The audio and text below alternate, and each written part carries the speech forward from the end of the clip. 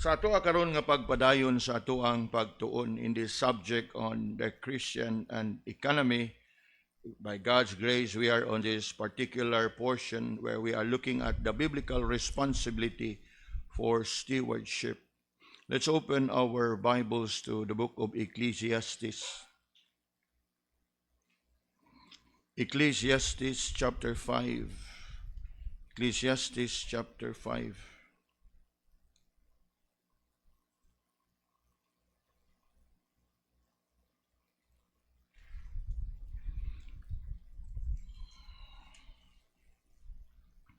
Ecclesiastes chapter 5, looking at verse 18 up until verse 20. Welcome.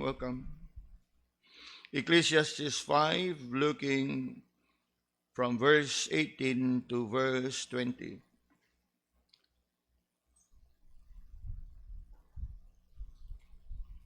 Unya, sundan dayon nato sa pagbasa Proverbs 21 and verse 20. We invite those that are with us online to please do join us in reading this passage of Scripture. First, we will read together Ecclesiastes 5:18 to 20. Reading, "Behold that which I have seen. It is good and comely for one to eat and to drink and to enjoy the good of all his labor that he taketh under the sun, all the days of his life, which God giveth him, for it is his portion. Every man also to whom God had given riches and wealth, and had given him power to eat thereof, and to take his portion, and to rejoice in his labor. This is the gift of God. For he shall not the days of his life, because God answereth him in the joy of his heart." Let's turn to Proverbs 21.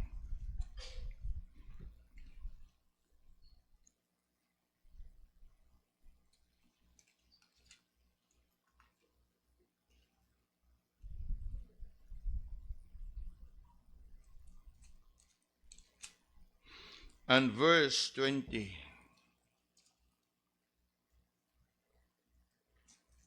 Proverbs 21 and verse 20.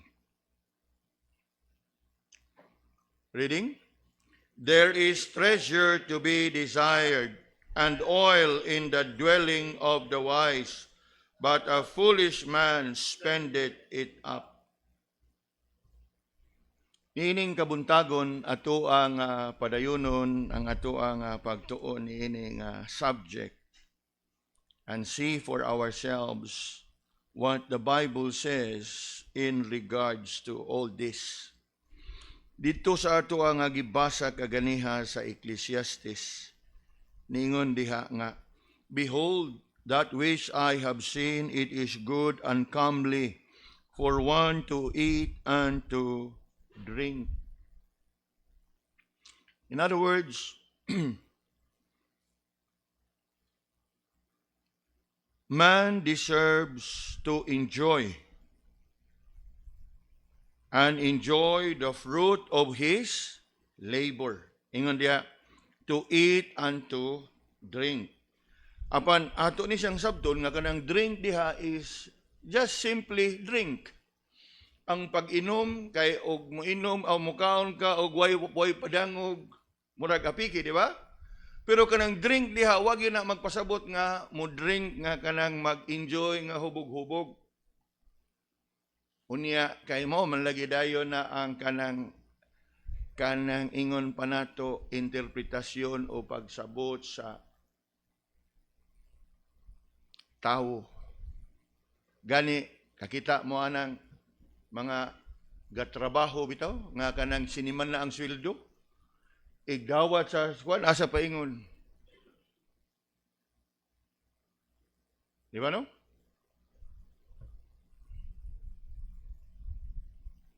Usa ka simanang gihaguan, usa ra ka gabi gihurot. Nya igbalik sa balay, mangitag bahaw, manghagis pa.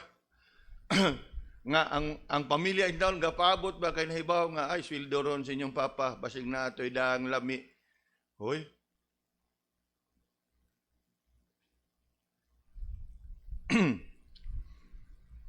What this verse says is rest. Yes, to enjoy, to eat and drink. After all, to enjoy the fruits of your labor. Ingon diha, verse 18, and to enjoy the good of all his labor, that he take it under the sun, to enjoy. Pero ang kanang pag-enjoy, wala pagpasubot nga imong usik-usikan. Para makingon pa nato nga, wow, one day millionaire niya, 29 days mantinir. Yeah, termino bitaw anak ngayon anak.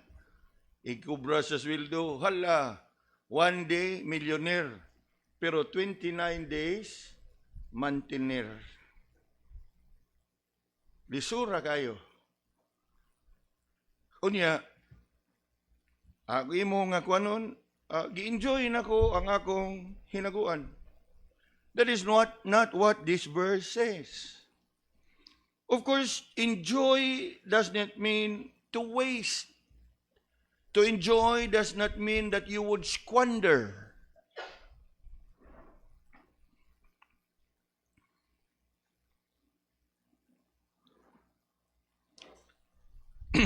And to enjoy the good of all his labor, that he taketh under the sun all the days of his life, which God giveth him, for it is his portion.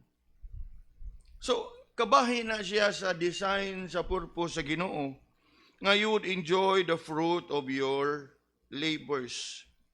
Apan, ang atong nakita is, it's no longer enjoying, but squandering, wasting. Kanang gitawag na to extravagance, living beyond the means.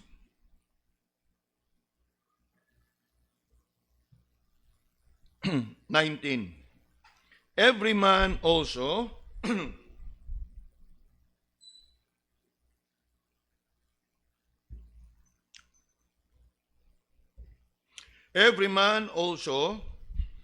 to whom God had given riches and wealth, and had given him power to eat thereof, and to take his portion, and to rejoice in his labor, this is a gift of God. So, atong dawaton ang kamaturan nga, God in his divine purposes and will, gihatagan ta niya sa, ingon pa nato, kapasidad, subay sa iyahang katuyuan.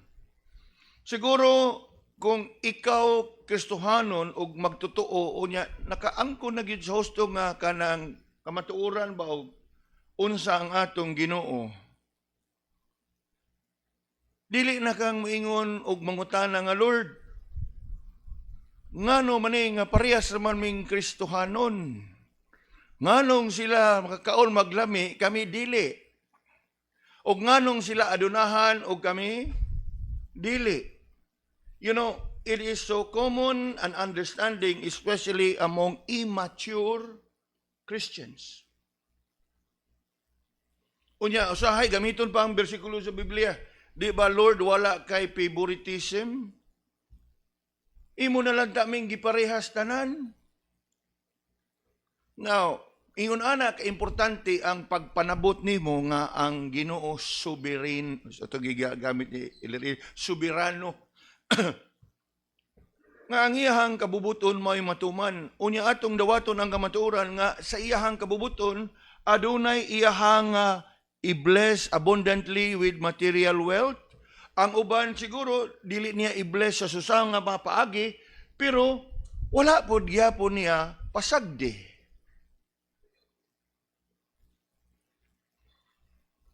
Unya, naa naman diri ang andakong challenge. Kay sometimes when the lust of the eyes and the pride of life comes in, makakita ka sa ito ang mga kailag, mga higala, kana nabitag itaw nga kada asa mo kaon ug unsay sudan kudakan unya ibutang sa Facebook. Nya kita intawon nga yanura kaon og tinapa og buwad. So sa sige mong tan-aw diha sa social media, di nimo makalikayan nga maibog ka. And so what happened? You become covetous. Nga kinahanglan sa kumutilaw, ana, sila ra day. Now, don't get me wrong. Why daw og mangindahay dang magatilaw pero mo'y atong ambisyonon nga murag ma-occupied lang ginuunta nga kinahanglan yung karon maka-picture sa kuana. Kay wa man sa siguro ganahan mo picture nga ang among pagkaon sardinas. Wa.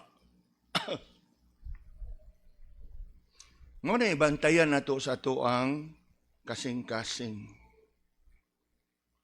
Kay dili man dang makabuot ana nila, ila man na og ganahan sila nga i-share ilang blessing pero actually paibog na dili na pag-share sa blessing kay pag-share sila pag-blessing tawag sila food pandang hat dito si kuano kay murag wa to ila.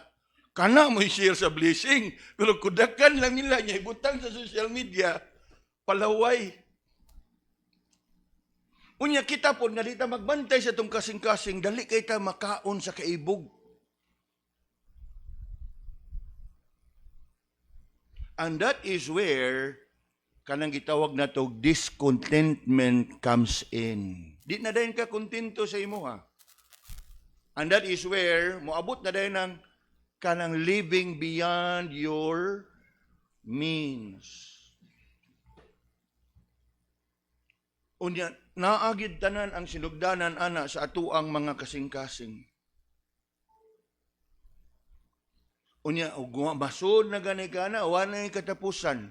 Lamyon kana nga kadalingi nimo kanais niya og sanina. Kanais niya hair.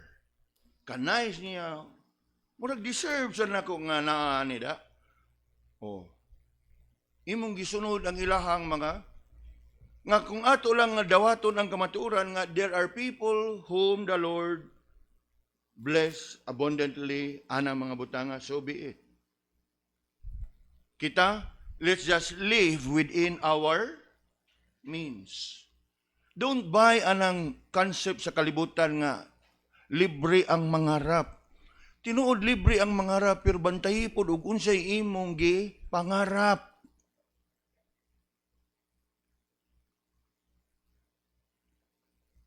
Pareha ba sa gingon ni Pastor Kusi bitaw?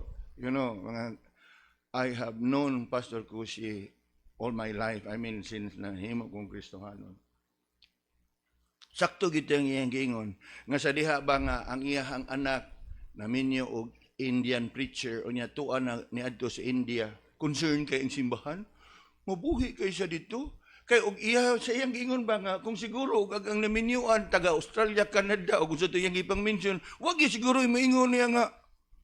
Di ba? Sa ato pa ang ilaha gyapon kabalaka is tawhanon ra gyapon. Nga di na siguro sila magpadayag sila nga pastor na balaka ko. May untang napagyapon moingon na balaka ko, nabakay simbahan dito. Dili, ang ilahang gikabalakan is the standard of living.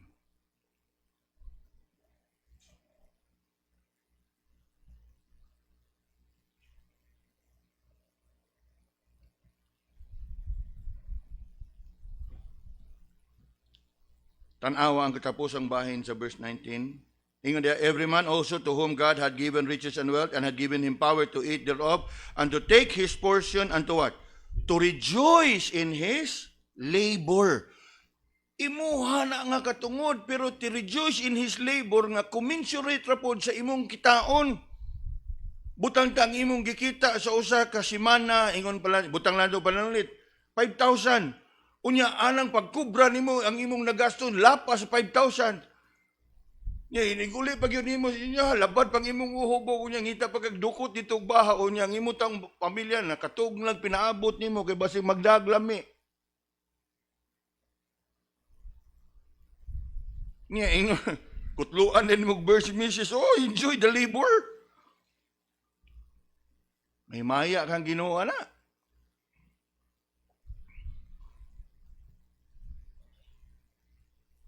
And to rejoice in his labor. Gani mga kaigsunan, kung ato ginang ko anon, ingon ang katapusan, no? This is the gift of God.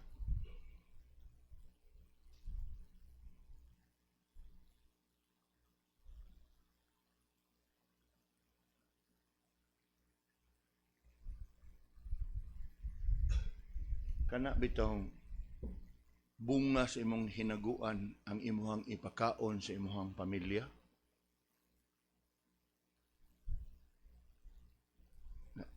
Rejoice. You circle that word, rejoice. Yan ingon diya, this is a gift of God.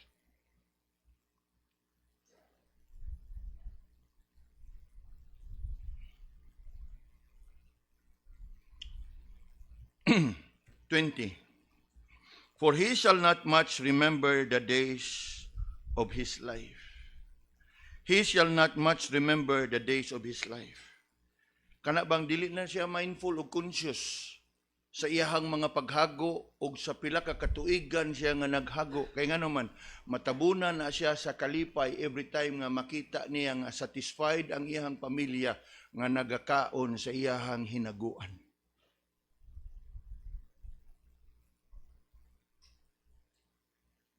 Na atong igsuon, Brother Oscar.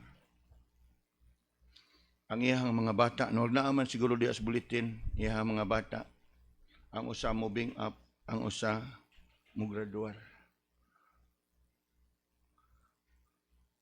Nga iglantaw nimo ana ato bang mahinumduman ang matag adlaw nga kahago ni Brother Oscar. Siguro maingon mo nga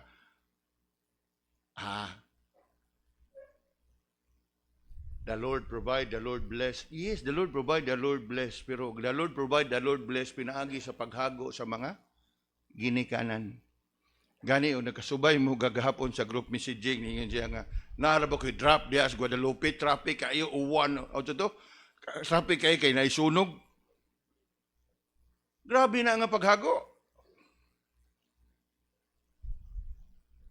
And I am sure ibaliwa na ni Brother Oscar in such a way because he rejoice kay kining iyahang maghago para ni sa iyahang pamilya. And that explains ngano pud ang iyahang mga bata kada mag-youth fellowship mi unsay prayer item nimo siya. Unsay prayer item nimo yos? Good health sa among mga ginikanan nga makatrabaho sila sa kada adlaw.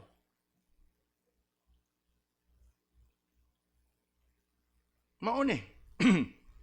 Dili na isipon, dili na kwintahon ang kahago sa kada adlaw kay ngano man, ingon diho, for God answered him in the joy of his heart. Kalipay na sa mga bagutbutan o mga reklamador, burden yun na. Pero og sa ilahang ba maingon nato para nato nga mga mahan sa panimalay kanang giingon ba nga pangkabuhayan showcase. Pabuhay-buhay ni. Dili ni para sa di man nato ikalimod nga ang uban maghago, ang uban dili ko mo inom ron og unsay tawag kana? Ingon gi-share bitaw ni kanang Pastor Donald ba nga iya ko nung gidasig ang taga Pangasinan nga iwasan mo na natin ang bubble tea, ang milk tea para nga makasave up para sa camp. Nindot dili, nindot. Pero ang uban mingon di sa ko mamahaw ron, di sa ko maniud to ron, kaya naay mo abot nga Shopee. Para, di ba murag di na maayo? Nakuha na to mga igsoon. We need to establish our priorities. Ug unsay makaayo. So it becomes a burden. Dili na joy. Pero og ang imong paghago kana bang para sa pamilya? You look at verse 20, you underline that. He will no, di na ingon gani makalimot na sa kada adlaw niyang paghago. He will no longer remember the days of his life. Kay ngano man mahulipan na siya sa kalipay. Pero kung ang tanan nimong paghago kay naa kay abson, ngano na kay abson tungod sa imong mga luho, bugat kay na kada adlaw mga igsoon. I tell you. Way kalipay kana imong dawaton labi na may imagine ako sa unang panahon bitaw nga ang among mga I used to work in a corporate world nga diin makadawat ka nakatubang na pag payslip ba. Uy makadawat ka nindot jud kay imong sulod ako kayo nya daghan na kay deduction nya ang need dito pati na lang gamaya. Murag ako mutumoto. Nganon, wala may unod. Ngano man, tell me. luho. Kay og you live within your means, kalipay kanunay kadapidi ay hapit ko dito kanang litsong manok. Gapaabot ako mga bata. Wow. Kamo sad mga bata ba? Sa mga panahon nga ingon ana, usahay mangyamid na malantag manok. Ni upgrade mo sa ning atong mga bata na depende ra gyud na sa atong pag-amuma. Ang ato lang yung kanunay nga dili ta adunahan. Blessing na ligikan sa Ginoo. Let's enjoy.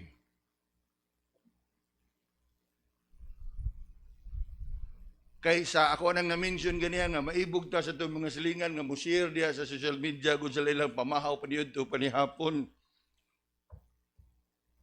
Atong gwardyahan atong kasing-kasing nga dili ta mahug sa kaibog. Gani uban mo frustrated naman gani ka kay tan-aw ka mo nindot jud kay tan-awon ang ilang gipicturan. Unya imo gyud gitiguman gyud pag-ayo nga ni fasting gyud pila ka semana kay kanon jud ni. Niya pagkaon nimo kay wa dili suwak sa imong panglasa. Parat-parat man dinhi nga aslom-aslom. Wagi ko mo og naan kanay mo kaon bitag kasi imong nandan, sardinas butangan gamay, limonsito, suka gamay.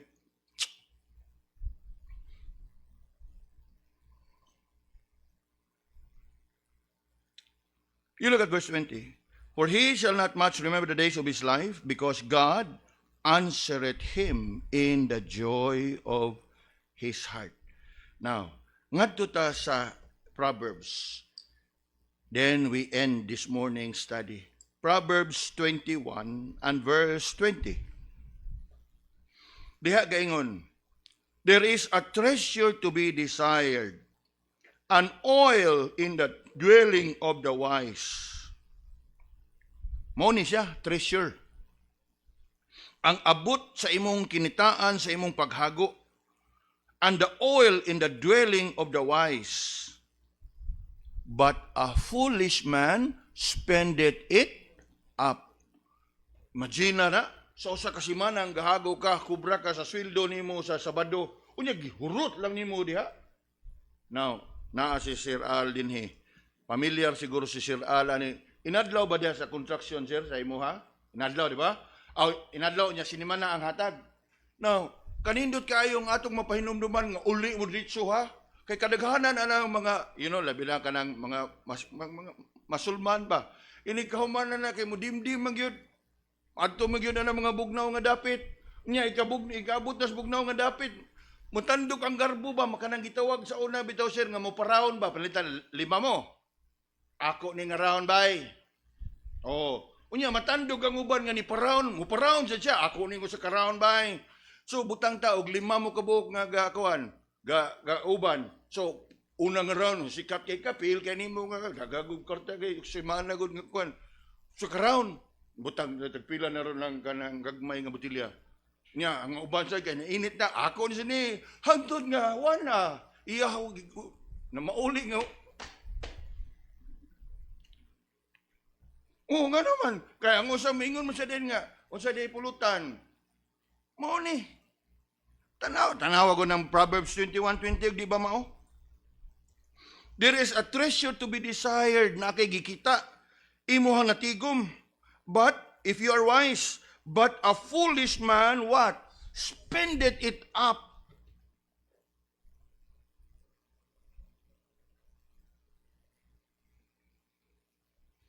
Salamat na lang sa Ginoo siguro karon ba sa moderno na nga panahon nga kanang mga kumpanya ba nga ATM na. Unya sa ATM si Mrs. na ipakupton bitaw. Adto ni si Mrs. Brad kay aron sure. Kayo sa mga boys lang ang ATM, igbalik ATM lagi mada. Di ba luoy? Unya gahago sa tibok semana. Now, again, dili man ta magbuot og dili nato kabutan ang mga tawo og pero sa Kristohanon nga pagkinabuhi, it cannot be like that.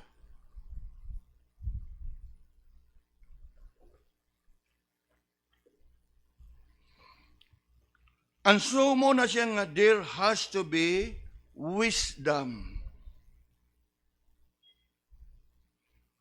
You look at that verse, there is a treasure to be desired. And what is that treasure to be desired?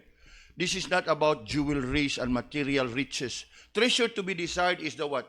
Your day's wage. Ang imuhang kitaon sa kada adlaw.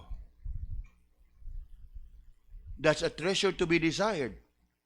Nga naman, kay pinaagi na imo nang ma-save up sa pag-sustain sa imuhang kinabuhi, sa pag-sustain sa imuhang pamilya. And if you are wise, magamit yun na sa maayo nga paagi. Apan ang ikaduhang bahin sa maong verse na gaingon, but a foolish man spendeth it up. Sama sa kung gingon lagi nga og sa pagkabuwan, one day millionaire, 29 days mantiner. Kaya ang imong giyagawan sa usa ka buwan, enjoy nimo sa kadlaw, pagbalik awan na dukduk na sa jasin. Kani I don't know, karon murag wa naman siguro na nga brand. I believe murag sa Amerika naa. Naay gitawag, naay brand dito sa Amerika. Murag sa Australia murag naa po ni Target corn beef. Target. Pero natong Pinoy kay wa may Target diri. Mingon ta nga sa may tusudanon ba? Target. Kaya ba mo unsay Target sa kanang ato Binisaya? Asin. Gitarget ni mga asin nga imong gidodo. Social kay alay mo alay Target. Imported Target corn beef. Target.